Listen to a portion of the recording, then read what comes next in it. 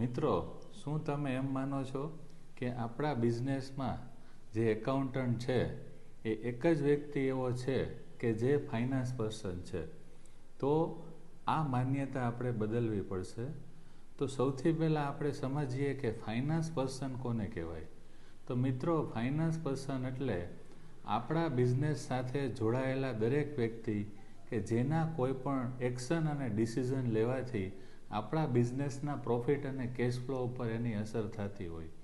તો એકાઉન્ટન્ટની સાથે જે દરેક વ્યક્તિ આપણા બિઝનેસ સાથે જોડાયેલા છે એ દરેક વ્યક્તિના કોઈ પણ ડિસિઝન અને એક્શનની આપણા બિઝનેસના ફાઇનાન્સ એટલે કે પ્રોફિટ અને કેશ ફ્લો ઉપર 100% અસર થતી હોય છે.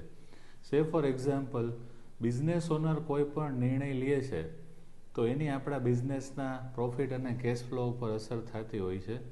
ત્યારબાદ આપણે એક બીજું એક્ઝામ્પલ લઈ કે આપણે આપણા બિઝનેસમાં જે સેલ્સ મેનેજર છે એને ઓથોરિટી આપેલી છે કે કોઈ પણ કસ્ટમરને એની પ્રોફાઇલ ચેક કરીને એને 30 દિવસ, 60 દિવસ, 90 દિવસની ક્રેડિટ આપી શકે અને અમુક એમાઉન્ટની પણ ક્રેડિટ આપી શકે. તો ક્રેડિટ ડિસિઝન છે એ ફાઇનાન્સ ડિસિઝન છે.